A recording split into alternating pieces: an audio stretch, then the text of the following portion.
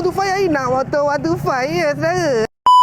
Assalamualaikum warahmatullahi wabarakatuh. Macam biasa lagi dengan aku Ai Power Sport. Takkanlah motor Yamaha 125ZR bertong kau tak pernah tengok. Ini adalah jentera berjenama Yamaha model Yamaha 125ZR. Macam dalam geran motor aku ni tahun dibuat 2017 tapi dah hancur lodo. Memang tak hancur lodo. Hari-hari kita pakai. Daripada hari dia beranak sampai ni jam dia bekerja keras untuk kita, untuk mencari nafkah, mencari rezeki, bernadikan enjin 125cc ataupun 1cc 2-stroke Eco. Suspension depan macam biasa kebanyakan motor-motor moped ataupun motor-motor underbone teleskopik dan brake cakra. Apa itu brake cakra? Brake disc lah. Wow.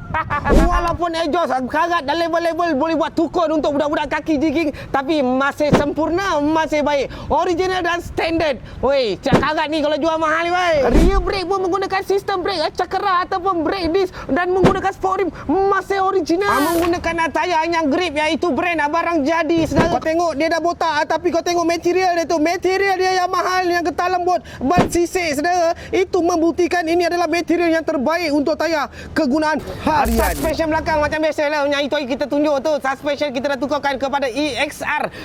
Nampak? Dipacukan dengan 6 gear ataupun 6 speed. Lepas tu blok aku adalah blok standard saiz 25. Yang kosong-kosong budak kerja dulu punya parak dia pergi leh blok tu. La ilaha illallah. Rantai yang aku gunakan adalah berjenama RK. Tahanlah juga. Masih mengekalkan full race depan standard, full race belakang standard, no full race racing. Ay, kau ni wili-wili motor mesti kau jack road motor ni kan. Jack road acing kau. Kau tengok lega sikit ni mana datang jack road ni saudara. Standard pekong. Walaupun motor kita ni kotor berdanau sehingga menyebabkan dia menjadi danau kota. Tetapi dia tetap mahal, tapi bukan oleh kerana market dia yang mahal. Dia mahal sebab dia ada sentimental value. Sebabkan motor ni ada bila aku susah. Disebabkan motor ni bila ada ketika aku tengah down. Disebabkan motor ni membawa aku mencari rezeki, mencari nafkah yang halal untuk keluarga aku. Walaupun buruk di mata korang, walaupun tiada harga di mata korang, Yamaha 125Z ni tetap berharga, bernilai begitu tinggi di mataku, di hatiku. Itulah sedikit kisah Yamaha 125Z aku. Dah bersih dah tangan aku. Okey dah.